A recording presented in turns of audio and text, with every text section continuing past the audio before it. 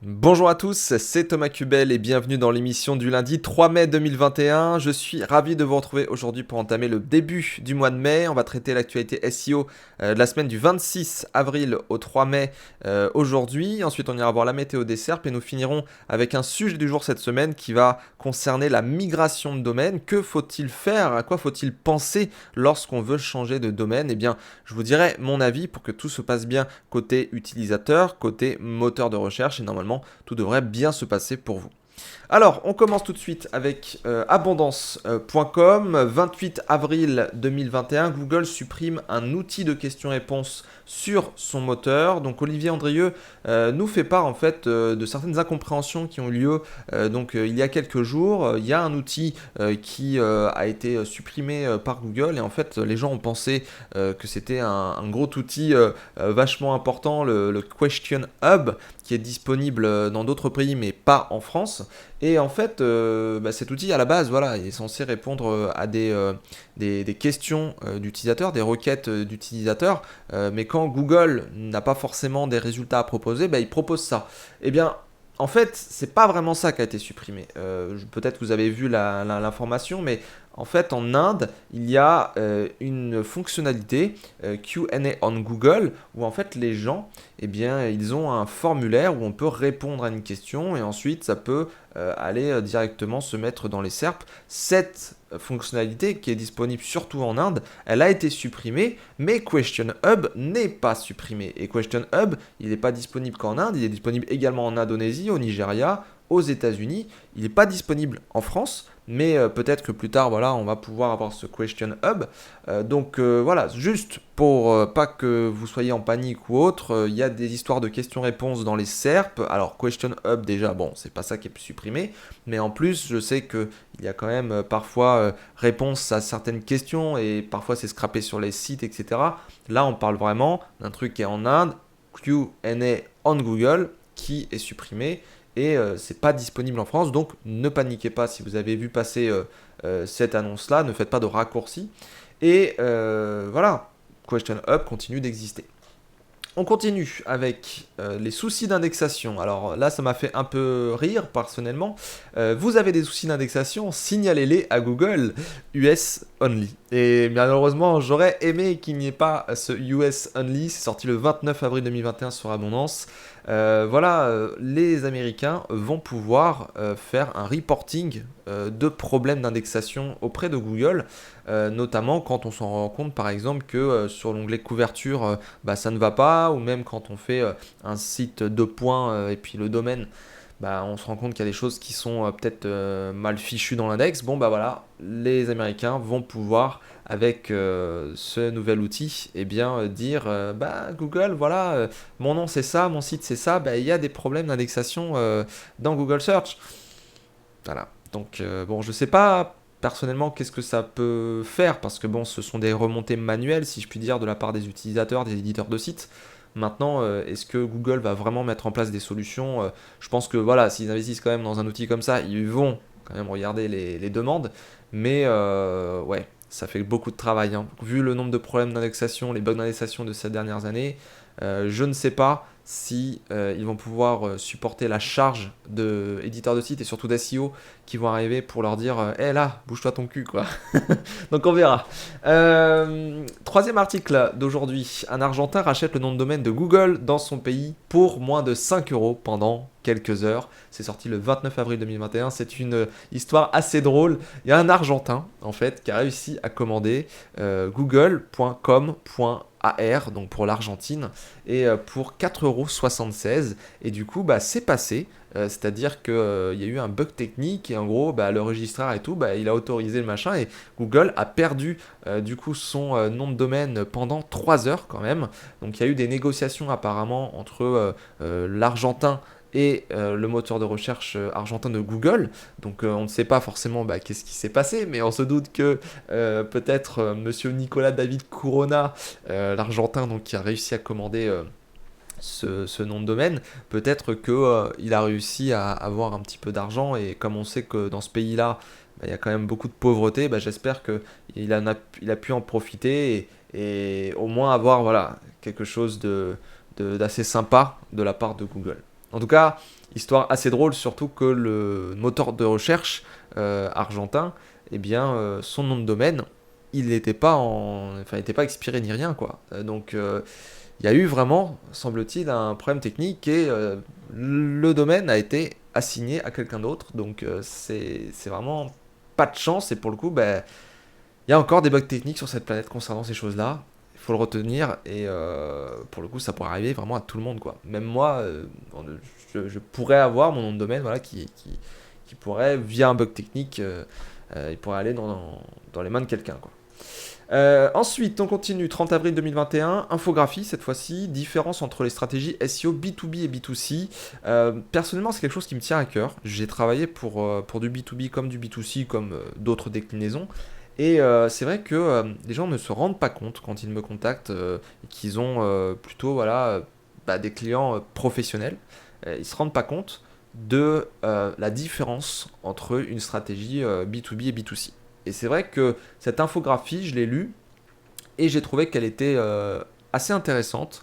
Alors, il manque des choses. Je vais pas, c'est une infographie, voilà, c'est censé synthétiser, mais il y a quand même des très bonnes choses. Et notamment, c'est vrai qu'en B2B, dans beaucoup de thématiques, alors bien entendu, en SEO, on peut toujours dire ça dépend, mais voilà, B2B, mots-clés à faible volume, B2C, mots-clés à fort volume. Alors, dans les deux, en fait, hein, il peut y avoir des thématiques à fort ou faible volume, hein, mais c'est vrai qu'en B2B, majoritairement, la plupart des entreprises qui vont vous contacter, c'est des choses très spécifiques, attention des professionnels ou ça. Les professionnels, ils n'ont pas franchement le temps de chercher, etc. Donc ils vont regarder deux, trois trucs, mais ils sont généralement en tête dans le guidon. Donc, ouais, les outils, voilà, là par exemple, c'est logiciel AutoCAD ou même, voilà, je sais pas, outils de génération de je ne sais quoi. Bah ouais, c'est faible volume la plupart du temps. Il faut quand même aller sur ce qui est autour, c'est-à-dire comment on va résoudre des problèmes, comment on va comprendre telle ou telle thématique, ou pourquoi c'est très très important de prendre un outil de nanana pour faire ça. Et ensuite on tombe sur l'outil. Il faut vraiment faire un tunnel de conversion, essayer d'élargir pour trouver du volume et ainsi générer du trafic auprès de, ouais, d'entreprises B2B.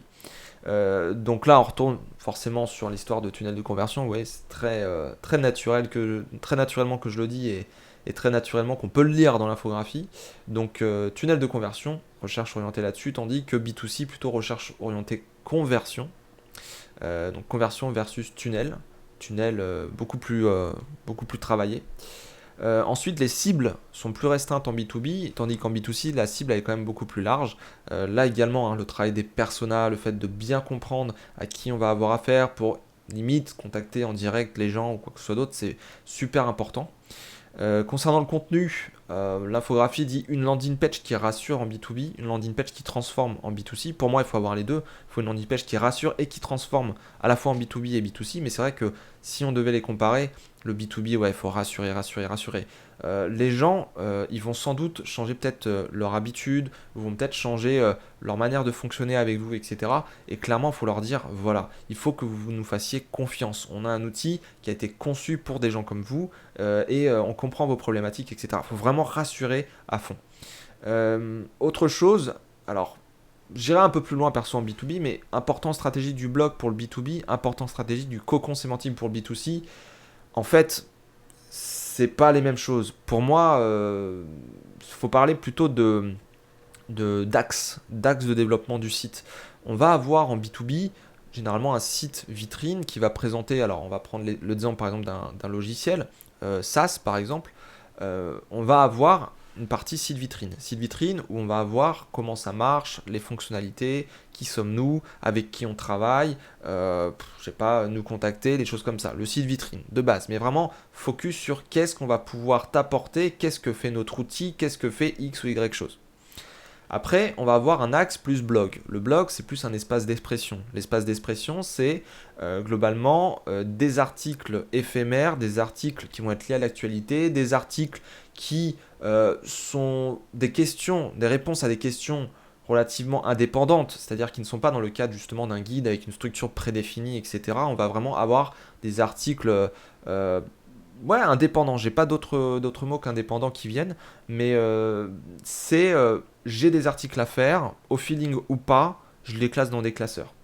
C'est un peu ça, des dossiers, des catégories. Après, on va avoir un autre axe sur le site qui peut être guide. Et là, on peut faire un cocon sémantique. C'est pour ça que j'aime pas trop opposer blog et cocon sémantique dans l'infographie. Le cocon sémantique, vous pouvez très bien le faire en B2B. C'est juste qu'il va falloir aller sur des problématiques B2B. Tout dépend des volumes qu'on a, tout dépend des sujets, etc. Mais il ne faut pas oublier qu'un cocon sémantique, on n'est pas forcé d'avoir des gros volumes ou quoi que ce soit d'autre. Ça peut même être des questions qui vont ressortir en brainstorming et qu'on va faire sous forme d'articles. Quand on est en B2B, il faut se donner vraiment les moyens. Et même s'il y a une ou deux recherches par mois, ou même une ou deux recherches tous les 3 mois, bah, globalement, en B2B, on peut vraiment signer des gros chèques la plupart du temps quand on fait bien une strat parce que bah, justement, on est sur du professionnel, les gens ont des moyens, ils peuvent en plus déclarer en frais, on est en hors taxe, etc. Bon, c'est un autre marché, hein, très concrètement. Donc, je dirais vraiment, il faut essayer de penser son site avec un site vitrine d'un côté, le blog et une partie un peu plus statique, un peu plus guide, un peu plus ressources, où on va pouvoir retrouver un guide pour présenter notre thématique, notre produit, comment faire ceci ou cela, mais point de vue professionnel. Et également, après, il faut agrémenter de tout un tas de choses. Alors, je crois que c'est écrit en dessous, donc je vais descendre un petit peu. Voilà. Listicle, Monster Page, et surtout, tout ce qui va être le link baiting en bas. Il parle de simulateurs en ligne, de générateurs, d'outils de calcul, de livres blancs, de guides. Toutes ces choses-là, effectivement, ça peut vraiment aider. Et si on ajoute même de la vidéo, des webinaires ou des choses comme ça, bah, on est à fond là-dedans, quoi. Personnellement, je suis en B2B. Il peut y avoir un peu de B2C, mais je suis quand même en B2B. Et les vidéos, les infographies, les podcasts, tenir voilà, de l'actualité comme pourrait faire Abondance, faire des guides, etc. Vous voyez bien qu'il y a quand même du volume en SEO. Et pourtant, on est vachement en B2B. Donc voilà, l'infographie, encore une fois, je ne suis pas d'accord avec tout, mais globalement, j'aime bien ce fait de montrer peut-être à des clients cette infographie ou les grandes lignes de cette infographie pour pouvoir leur dire que B2B n'est pas forcément égal à B2C. Il y a toujours des exceptions, mais c'est un marché qui est super intéressant et où il y a beaucoup de challenges pour pouvoir obtenir du trafic. Donc voilà pour cet article. On continue avec abondance. 30 avril 2021, Google détecte 40 milliards de pages de spam chaque jour. C'était 25 milliards la dernière fois. On en avait parlé dans ce podcast et je suis abasourdi en faisant ma veille ce matin pour faire justement ce podcast. Je tombe sur cet article, je l'ai vu passer un petit peu sur les réseaux sociaux et je le lis ce matin et je me dis mais vraiment les gens, ils ont vraiment rien d'autre à faire. Je sais pas mais 40 milliards de pages, on était à 25 en 2019. C'est quoi ce bordel? Qu'est-ce qui vous a pris? C'est pendant le Covid, pendant le confinement et tout, vous n'avez rien d'autre à faire, vous faites du spam. Je sais pas, moi, c'est vraiment dégueulasse, je trouve, de spammer autant le web et du coup le moteur de recherche, entre guillemets, indirectement, d'en détecter autant. Putain, 40 milliards, ça me rend fou. Ça me rend vraiment fou. Et ça me pousse encore plus, vous voyez, à aller vers de la qualité, toujours plus de qualité, toujours vers quelque chose de plus utile, de travailler, où on va faire des vrais projets. Et je suis bien content, pour le coup, de ne pas aller dans ce monde-là, du spam, de la mauvaise qualité, du low cost, parce que ça aussi, faut en parler, mais c'est une sorte de spam. C'est pas le spam, je te pirate, je te hack, je sais pas quoi, je fais de la bouillie, etc., etc., mais le low cost, quand même, pas, en grosse majorité, c'est pas quelque chose qui performe. C'est pas quelque chose qui va être utile. C'est pas quelque chose qui.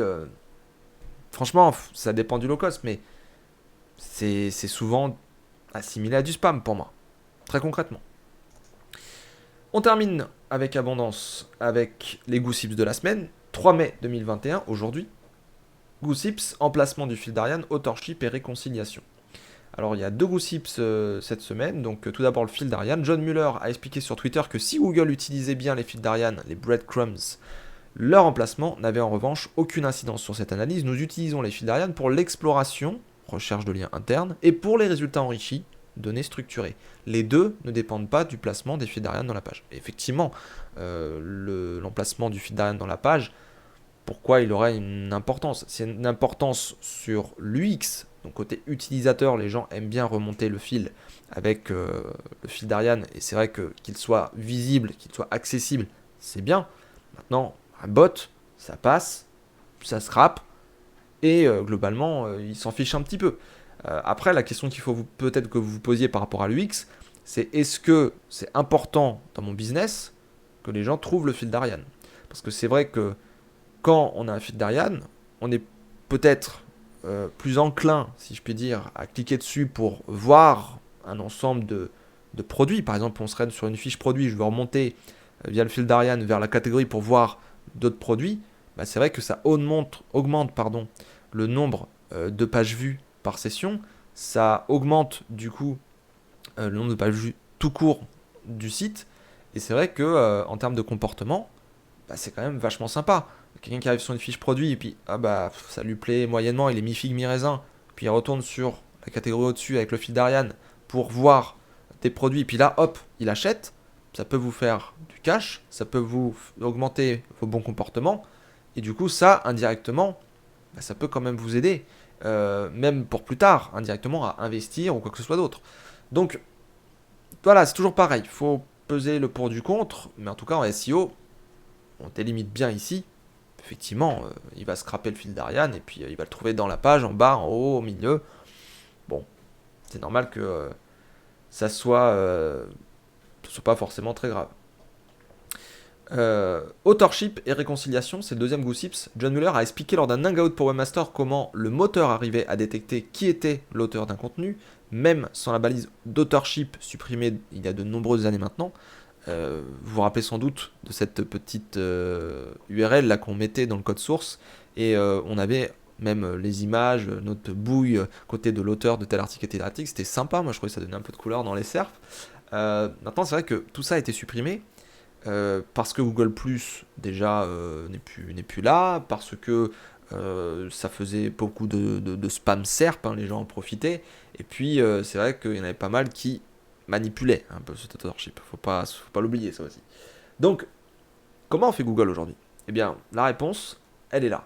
Son conseil à John Mueller a été de faire, sur le nom de l'auteur de l'article, un lien vers une page commune ou une sorte d'endroit central où vous dites que tout est réuni pour cet auteur, ce qui pourrait être quelque chose comme une page de profil de réseau social par exemple. Vous pouvez utiliser cela sur les différentes pages d'auteurs que vous avez lorsque vous écrivez, de sorte que lorsque nos systèmes regardent un article et qu'ils voient une page d'auteur associée à celui-ci, ils peuvent reconnaître qu'il s'agit du même auteur que la personne qui a écrit quelque chose d'autre, et nous pouvons en quelque sorte regrouper cela par entité. Je m'arrête là, entité.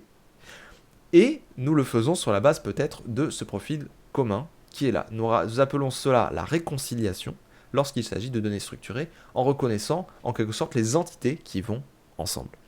Et ce concept d'entité est très très intéressant parce que moi-même je l'ai expérimenté. J'ai regardé un petit peu comment je pouvais faire pour essayer de construire une personne, un personnage, une entité, je l'avais appelé entité à l'époque, à la base de tout ce que j'écrivais, de tout ce que je faisais. Et en fait, on a confirmé ça via l'API Google. Je vais vous expliquer ça dans quelques instants. Au tout départ, quand j'ai créé mon site, thomascubel.com, je faisais mes articles. J'avais sur ce site-là tous mes articles, toutes mes pages, et j'avais certaines informations, notamment mes réseaux sociaux. Les réseaux sociaux sont toujours là. J'ai YouTube, Facebook, Twitter, etc. Maintenant, il y a un truc que j'ai fait et que j'ai pas arrêté de faire, c'est qu'à chaque fois que je m'inscrivais sur un nouveau service, à chaque fois que je m'inscrivais sur une plateforme, un nouveau réseau social ou quoi que ce soit d'autre, ou même quand on m'interviewait ou quand quoi que ce soit d'autre sur le web, je mettais toujours Thomas Cubel, consultant SEO au minimum, et ce que je disais en description, ce que je disais toujours, disons, dans le petit extrait qui me présentait, ma biographie, comme on appelle ça, eh bien, c'était quasiment toujours les mêmes éléments. Et vous savez quoi ? le fait de faire ça, plus le fait de toujours renseigner mes réseaux sociaux, toujours les mêmes, Twitter, Facebook, tout ça, eh bien quand on tape dans l'API Google et qu'on demande l'entité, entre guillemets, Thomas Kubel, on regarde s'il y a une entité, j'ai mon numéro. J'ai mon numéro, Thomas Kubel, avec le numéro de l'entité, et je suis assigné quand même assez proche à des notions que j'avais mis dans mes biographies, dans mes pages, etc. Donc le fait de construire, je dirais, toujours quelque chose dans le même sens avec ce qu'on fait, le site, les réseaux sociaux, etc., au bout d'un moment, eh bien, hop, Thomas Kubel, c'est un nom propre, c'est une personne, Thomas et Kubel, prénom et nom de famille, c'est lié à ce site-là, c'est lié à ce machin-là, etc. Et au fur et à mesure du temps, Google a compris que Thomas Kubel était assez proche de consultant SEO. Et je pense, d'ailleurs, là c'est un tips que je vous donne quand même, on m'a souvent demandé pourquoi je montais pas mal sur consultant SEO sans faire grand chose. Je veux dire, j'avais pas fait de la suroptimisation, j'avais pas fait des backlinks, quoi que ce soit d'autre, à l'époque où je me positionnais. Je pense que ça a pu avoir un impact. Également, on m'a demandé pourquoi, quand on tapait consultant SEO et qu'on était à Marseille, pourquoi je ressortais, sachant que moi, je suis en Seine-et-Marne dans le 77, donc vers Paris. Je pense que ça a pu avoir un impact. Et il y a tout un tas de petites choses que j'ai fait qui, je pense, sont liées à ça, ce que j'ai pu faire. Et la chose que je ne ferai jamais, par exemple, c'est de changer ce nom. Je vais travailler avec ce nom, je vais continuer de travailler avec ce nom, mais si demain je vais dans une autre thématique, admettons je veux faire un site, je ne m'arrêterai sans doute pas Thomas Kubel, parce que j'aurais trop peur d'affecter cette entité. Je sais que Thomas Kubel est une entité où il peut y avoir énormément de thématiques. Je m'intéresse à la guitare, je m'intéresse à la batterie, la musique, je m'intéresse à énormément de choses. Mais je sais que si j'investis énormément de temps dans une thématique, là par exemple très bientôt je vais faire des vidéos sur le domaine des crypto-monnaies, eh bien je vais changer mon nom, je vais mettre un pseudo. Je le sais, il est déjà trouvé, et je vais le faire. Parce que je ne veux pas que crypto-monnaie soit assignée à Thomas Kubel. Là, peut-être en le disant, je serais peut-être un jour assigné un petit peu à crypto-monnaie, mais je ne veux pas mélanger ces deux sphères-là. Donc, vous voyez, là je vous donne un tips quand même, c'est que ça peut même indirectement avoir un impact, ce genre de choses. Je ne sais pas si c'était lié à ça précisément, on ne le saura jamais, comme tous les critères de Google, mais je pense, et mon petit doigt me dit que ça pourrait être le cas. Parce que quand on tape dans l'API Google et que tu demandes un truc, Thomas Kubel, et puis hop, puis t'assignes consultant SEO, tout ça, puis bizarrement, c'est ce que tu avais mis dans tes biographies, machin. Ouais. Je pense que dès que Thomas Kubel est cité à droite à gauche, en vérité, aujourd'hui, Google, il sait très bien à quoi avec quoi ça fait le lien, en fait. Donc, bon, faut imaginer le knowledge graph, très concrètement. Et c'est là où des outils, par exemple, comme InLinks sont très très intéressants, pour le coup. Je pense qu'il faut voir le web futur comme, comme le vrai web sémantique, en fait, qu'on a voulu créer. Aujourd'hui, ce que vous consultez sur les pages de recherche de Google, c'est ce que Google a créé en analysant les choses, en analysant peut-être des comportements, ce que font les gens, etc., avec son moteur de recherche et tout. Mais au final, le vrai classement qui est derrière, celui qu'on pourrait retrouver si Google était vraiment l'outil parfait, qui pouvait répondre parfaitement à tout le monde, etc., machin, il se rapproche plus, je pense, de l'usage quand même des entités, parce que les entités, pour la créer, en fait, peut-être cette histoire de réconciliation dont parle John Mueller, je ne suis pas expert en algorithme, mais peut-être cette histoire de réconciliation, de confirmation, de « Ah, on a une entité et on voit bien que là, il revient 10 000 fois sur le web et on voit bien que c'est sa date de naissance. Ah bah oui, c'est la date de naissance de ce mec-là. » Cette donnée-là, elle a une valeur inestimable en vérité, parce que c'est une valeur, une donnée qui est confirmée parce que tout le monde dit que c'est sa date de naissance. Si tout le monde dit ma date de naissance et tout le monde connaît ma date de naissance et que tout le monde le marque sur tout le web, en quelque sorte c'est un page rank, mais je dirais, Ouais, un confirm, un data confirm, vous voyez, confirmer les données. Data confirm. Data confirm que Thomas Kubel a telle date de naissance. Parce que je l'ai retrouvé tant de fois sur le web. Bon, je suis un peu dans le futur là, hein, mais pour le coup, le concept est quand même assez intéressant. On sort d'abondance, on va chez Mathieu Chartier, blog internet-formation.fr, qui a sorti un article aujourd'hui sur Bing. Bing Shopping fournit des outils de comparaison et d'alerte. J'adore Bing. Franchement, j'adore ce qu'ils font. Je trouve qu'ils montent en puissance de folie. Ils nous ont fait un comparateur plutôt abouti avec la possibilité de comparer un petit peu comme sur Google Shopping, mais je trouve à leur manière. Par exemple des ordinateurs. Ici, là, devant l'écran, pour ceux qui sont sur YouTube, on a le prix, mais on n'a pas que le prix. On a également la qualité du matériel, la qualité du processeur, la qualité du son, la qualité de l'écran. On a également différentes personnes qui ont fait des critiques sur le web, qui sont notifiées. Donc on a la note de CNET, la note de NoteBookCheck, la note de PC Mag. En dessous, pour l'autre, on a Wired, TechRadar. Et en fait, au final, on a une vue d'ensemble des caractéristiques des ordinateurs, également des produits, tout ça, leur prix, mais également de comment ça a été noté. Et c'est vrai que afficher ces petites choses, c'est quand même vachement intéressant. Donc ça, c'est plutôt cool. Et on peut même le mettre en favori pour avoir une wishlist d'articles qu'on voudrait revoir plus tard. Donc ça, c'est plutôt intéressant. Et autre chose également, il y a quand même une rétrospective, on va dire, de ce qu'était Google Bing avant sur cet article. Et on se rend compte quand même que Bing évolue dans le bon sens. Donc continuez comme ça, Bing, vraiment, je pense que vous allez nous faire un super moteur de recherche et j'espère que vous allez dépasser Google en termes de technologie et j'espère que vous reprendrez des parts de marché parce que franchement, j'adore aller sur votre moteur de recherche malgré que mon métier soit quand même tourné beaucoup sur Google aujourd'hui. J'espère que vous aurez de plus en plus de parts de marché.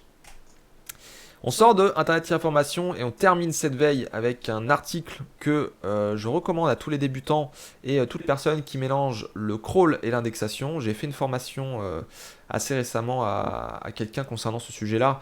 Et c'est un sujet qui est un petit peu nébuleux et je trouve que Daniel Rock, pour le coup, sur somx.fr a fait un très bon article là-dessus le 29 avril. Donc indexation et crawl, méthode et bonne pratique. Vous avez vraiment un bon sommaire avec définition de qu'est-ce qu'un crawler, qu'est-ce que signifie crawler, qu'est-ce que signifie indexer. Ensuite, vous avez comprendre comment Google indexe. Vous avez le crawl et l'indexation en différentes étapes, le budget crawl, le no-index, les problématiques courantes, bloquer le crawl, désindexer, bloquer l'indexation. Bref, vous avez vraiment beaucoup d'informations intéressantes et je trouve que c'est très très bien expliqué, c'est très clair, très limpide. Franchement, très très bon article quoi. Si vous le lisez comme ça, là, d'une traite, c'est quelque chose qui se lit bien et vous avez vraiment toutes les bases en fait pour comprendre comment gérer le crawl, comment gérer l'indexation avec différentes méthodes, pas simplement le méta-robot. Vous avez aussi l'entête et c'est vrai que l'entête, on n'en parle pas beaucoup, mais tous les trucs genre Xrobotag et compagnie, c'est super important et personne n'en parle. Donc franchement, allez voir cet article, très très bien sur le site de SEO Mix. On passe à la météo des SERP. Il y a eu un pic quand même dans le orange sur la Semrush Sensor le 1er mai. Et le 1er mai, c'était pas vendredi, je crois. Oui, non, c'était samedi. Du coup, qu'est-ce qui s'est passé le vendredi ou samedi là? Ta ta ta ta ta. Eh bien, on le saura peut-être cette semaine. Je vous le dirai peut-être la semaine prochaine. J'ai pas vu grand-chose sur Twitter, mais j'ai pas trop traîné sur Twitter. On attend toujours cette sortie de passage ranking. Et en même temps, on a les Core Vitals qui vont pas tarder à arriver. On a le mobile full mobile index qui doit pas tarder à arriver non plus.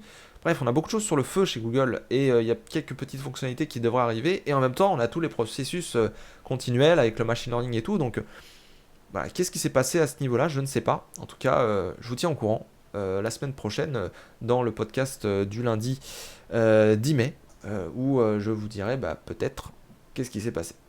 En tout cas, ça bouge un petit peu partout, chez Algorou, chez SEMrush, chez tout. On passe au sujet du jour maintenant.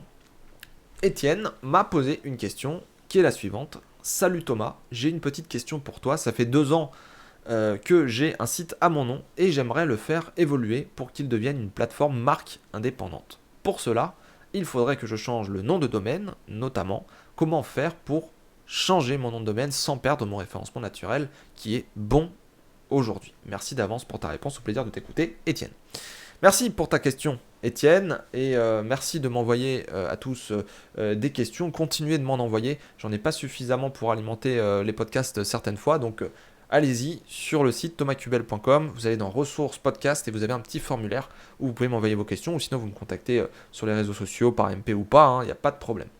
Donc, Étienne, tu veux changer ton nom. Tu veux changer ton nom de domaine parce que tu te rends compte que tu as un bon référencement et tu voudrais peut-être avoir un truc un peu plus classe, peut-être une marque. Voilà.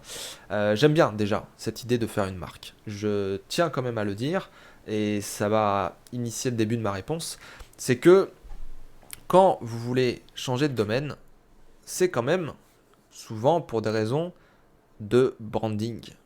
Et mine de rien, là, il y a quand même cette question peut-être à se poser au départ, c'est pourquoi tu veux changer le nom de domaine?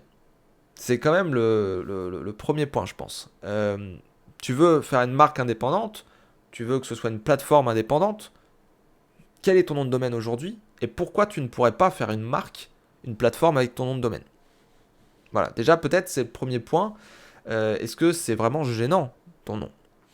Ensuite, changer la marque. C'est justement comme ça que je continue.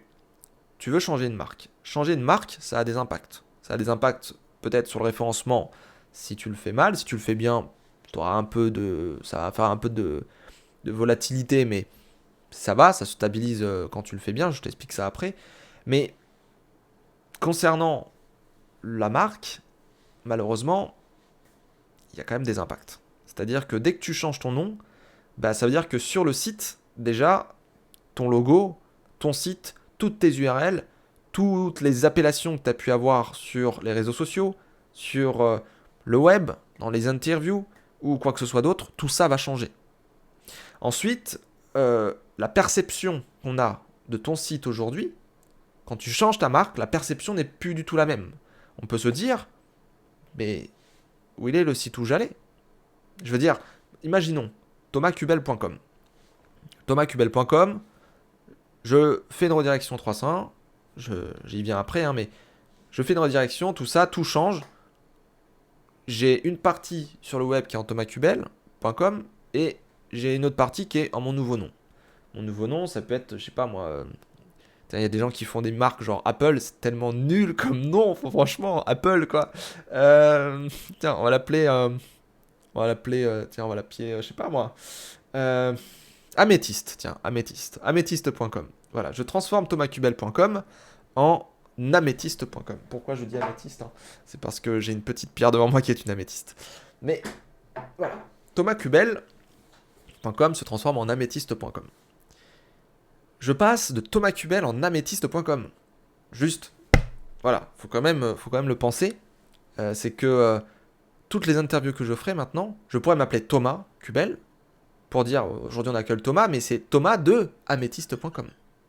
Ou c'est l'agence ou l'entreprise améthyste.com. C'est, aux yeux de mes clients, plus du personal branding. C'est une marque où on peut même s'imaginer derrière, il y a plein de salariés, etc. etc. Donc, mon cher Étienne, la première question qu'il faut que tu te poses, c'est est-ce que tu veux vraiment changer ton nom de domaine? Je suis obligé de te dire ça parce que c'est pas simple. C'est pas simple de gérer une communication de changement de marque, déjà de base. Tout le monde pense, ouais, il y a juste un truc technique à faire et tout, ouais, mais non. Il faut que tu prépares tes posts Facebook, il faut que tu prépares les gens, il faut que tu prépares tous tes posts de réseaux sociaux, toutes tes interviews. Il faut limite que tu fasses une com pour dire bientôt, là, je vais changer de nom de domaine. C'est hyper important. Et ça, déjà, ça a un impact, pas direct, mais indirect sur ton référencement. C'est pour ça que je commence par ça, parce que c'est pas anodin comme acte, déjà en termes de communication, de marketing et tout, mais en plus, il va falloir que Google comprenne ce changement. Il va le comprendre au niveau technique si tu fais très bien les choses au niveau technique. Mais juste avant dans le podcast, je parlais d'entité, je parlais de tout un tas de choses, et franchement, ça rentre en ligne de compte là. Donc, fais bien ce point de bascule. Échange le maximum de choses où tu as le contrôle, même demande sur le web aux gens ou qui t'ont cité ou je ne sais quoi, demande bien à ce qu'ils changent le nom, ou demande bien à ce qu'ils changent l'adresse URL de site, si t'ont fait un backlink ou un truc du genre, fais bien en sorte que tout pointe vers ton nouveau site. Et vraiment, la version que tu auras choisie, https, tu choisis avec W ou sans W, mais vraiment, mets l'URL exact, c'est que tu veux, canonique direct par défaut, quoi. Donc déjà, tu as toute cette toute cette question-là de marketing, communication auquel il faut que tu répondes. Et il faut que tu changes un maximum de choses sur le web, que tu dises à tout le monde, tous ceux qui t'ont aidé, tous ceux qui parlent de toi, c'est plus ça mon site, c'est ça. Et tu changes l'URL, ça te permettra d'avoir un jus direct vers ton site, sans redirection. Et en plus, en termes de marque, d'image, de perception, il faut que tu maîtrises ton image, il faut que tu maîtrises ta marque. Ensuite, deuxième étape. Ça, c'est déjà un gros boulot, hein. Deuxième étape, ça va être pas énormément de boulot, mais un petit peu quand même. Il faut que tu fasses la migration de ton nom de domaine. C'est l'essentiel de ta question. Comment changer ton nom de domaine sans perdre ton référencement? Ton référencement, il est bon. Et il faut que je t'explique comment ça fonctionne avec ton site aujourd'hui un petit peu pour ensuite te dire comment ça va se passer avec la solution technique que je te propose. Déjà, il faut savoir que ton site, il a un bon référencement, donc sans doute des backlinks, sans doute du contenu, sans doute une technique qui est à peu près correcte. C'est pour ça que ça se positionne bien. Parce que le référencement, c'est 3 piliers, technique, contenu, popularité. La technique est là pour faire des fondations, pour que le moteur comprenne ton site, etc. Tu es peut-être sur WordPress, je ne sais pas, mais voilà, tu as peut-être fait les bonnes bases de ton WordPress ou les bonnes bases d'un blog, etc. Bon, le moteur explore ton site, il récupère des informations, tout ça. Donc, moi je te dirais déjà, en termes de technique, fais en sorte de ne pas trop changer de choses au niveau apparence, au niveau des optimisations, au niveau de ton site, au niveau technique de base, dans les grandes lignes.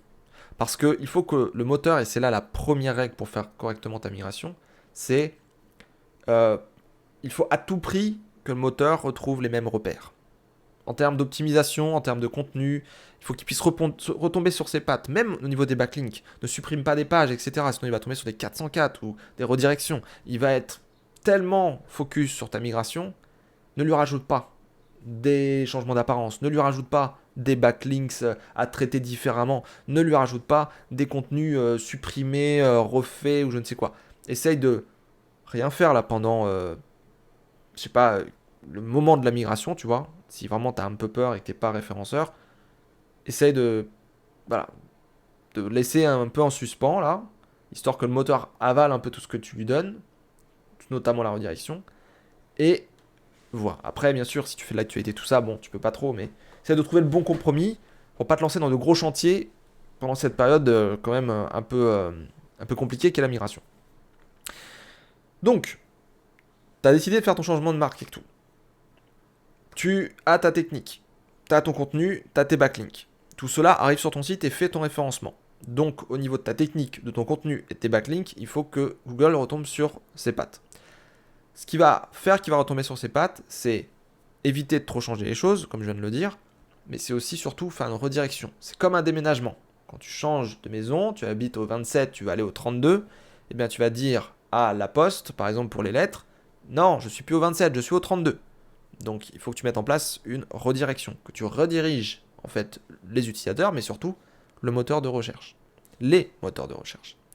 Donc ce qu'il faut que tu fasses, c'est que pour toutes les pages de ton site, eh bien tu rediriges de ton site actuel en redirection 301 vers ton nouveau nom de domaine. Et ce que tu peux faire en plus, après ça, c'est le déclarer dans la Search Console. Tu déclares ta Search Console de l'ancien site, tu l'as peut-être déjà déclaré. Tu déclares sur ton nouveau site la Search Console également, et tu dis, là, je fais le transfert de nom de domaine de cette propriété-là à l'autre propriété. Alors, c'est pas vraiment comme ça que ça fonctionne, mais en tout cas, tu indiques à Google que là, tu as fait des redirections et que tu veux migrer. Donc, je vais te le montrer vite fait à l'écran pour que ce soit bien clair. Donc, on va prendre le Word là. En gros, sur ton hébergement de ton ancien site, donc admettons, ton ancien site, c'est... On va prendre mon exemple. thomascubel.com. Ça, c'est ton nom de domaine. thomascubel.com. C'est un dossier. Dans ce dossier, il y a quoi? Il y a la version HTTP avec thomascubel.com. Ça, c'est la première URL qui peut exister sur ton hébergement. La deuxième URL, c'est une version HTTP aussi, mais avec le W, qui est généralement créé par l'ensemble des hébergeurs. Voilà, donc je ne sais pas si tu es en HTTP ou en HTTPS, mais ça, c'est les deux versions HTTP. Et je ne sais pas non plus si tu es en W ou pas, mais ça, c'est les deux versions par défaut. Tu as HTTP, W, HTTP sans W, et ensuite tu as la même chose pour HTTPS. Donc ensuite, tu as la version HTTPS sécurisée avec un certificat SSL. Hop. Voilà. Et ensuite, tu as le W HTTPS. Voilà. Donc en gros, là, tu as les deux versions HTTP et deux versions HTTPS en W et sans W. Et en gros, toi, aujourd'hui, tu en utilises une normalement, et les autres sont redirigés vers la version que tu as choisie. Pour mon site, je dis bien pour mon site, moi, j'utilise la dernière. https://www.thomascubel.com. Donc ça, la dernière, là, c'est mon URL par défaut. Ou on dit aussi canonique. Mon URL de référence. Donc ça, c'est celle que j'utilise au quotidien. Quand je vais sur les réseaux sociaux, quand je vais faire des backlinks ou quoi que ce soit d'autre, c'est cette URL-là que j'utilise. Donc c'est vraiment cette URL-là qui va vraiment changer le comportement, on va dire, des utilisateurs. Mais c'est les 4 URL que tu vas devoir rediriger vers ta nouvelle URL. Donc, admettons, du coup, alors améthyste, je ne sais même pas comment ça s'écrit. Ça va être comme ça, je pense. Bon, on va dire que c'est comme ça. Je veux changer vers améthyste.com. Donc, mon dossier améthyste.com, c'est exactement la même chose. Je vais avoir, en fait, la version HTTP. Je vais tellement galérer à l'écrire que je le copie-colle parce que sinon ça va faire des erreurs. Donc j'ai la version sans W. Ensuite, j'ai la version avec W. Hop. C'est pas la version HTTPS d'ailleurs, c'est HTTP. Tac. Ensuite, j'ai la version HTTPS sans le W. Je ne sais pas pourquoi il me met un espace à chaque fois, mais c'est pas grave. Voilà. Et j'ai la version HTTPS avec le W. Donc admettons tu veux que ce soit la dernière. Tu veux que ta nouvelle URL, par défaut, ça soit celle-là. Eh bien en fait, ce qu'il va falloir que tu fasses, c'est que tu rediriges en 301 les versions HTTP et les versions HTTPS sans W et avec W vers https://www.amethyste.com. Et ensuite, toutes les versions là, dans tous les cas tu dois le faire, tu dois les rediriger en 301 directement par là. Mais il faut que ce soit le chemin le plus court. Donc ça veut dire en gros que tu prends ce premier élément, tu le mets là. 301 vers cet élément-là. Je vais réduire un peu pour que ça prenne moins de place. Voilà. Il faut que tu fasses cette règle-là. http thomascubel 301 amethyste.com. Ensuite, tu prends l'autre, tu vas ici. Bien sûr, il ne me le met pas dans la même taille. Il veut pas, toujours pas.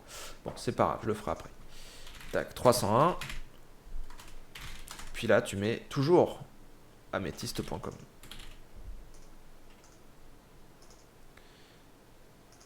Voilà, 14. Et en fait, tu déroules tout le truc C'est-à-dire que globalement, tu vas avoir ces deux versions-là en dessous. Ensuite, là, tu vas avoir ces trois versions-là en améthyste. Et tous, en fait, vont avoir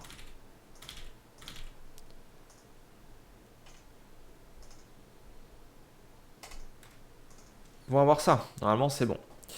HTTP Thomas Kubel 301 vers amethyst.com, HTTP avec le W amethyst.com, HTTPS amethyst.com, le 3W HTTPS amethyst.com. Donc là, tous les Thomas Kubel, même celle par défaut là que tu utilisais avant, la Thomas Kubel W, tu vois, elle va sur amethyst.com. Ensuite, ici, HTTP amethyst, celle-là tu veux pas l'utiliser, mais des fois dans les hébergements ils le créent, donc hop, on redirige. Là, la HTTP avec W, on la redirige. Et la HTTPS sans W, on la redirige aussi. Donc voilà. Donc en gros, ton thomascubel.com, là, tu le supprimes. Je ne sais pas si c'est etienne.com, mais en tout cas, etienne.com, tu le rediriges vers ta nouvelle marque de la sorte. Donc normalement, le moteur va arriver sur ton URL par défaut actuel. Il va avoir une 301. Il va rediriger de manière permanente vers ton nouveau nom de domaine. Donc du coup, il va faire le changement dans les SERP au fur et à mesure au bout de quelques jours. Ça, c'est pour l'URL que tu utilises par défaut. Le reste, HTTP avec sans W, la HTTPS sans W par exemple, dans mon cas, bah, c'est pas utilisé par Google, mais c'est vrai que s'il tombe dessus, au moins, il va pas les indexer.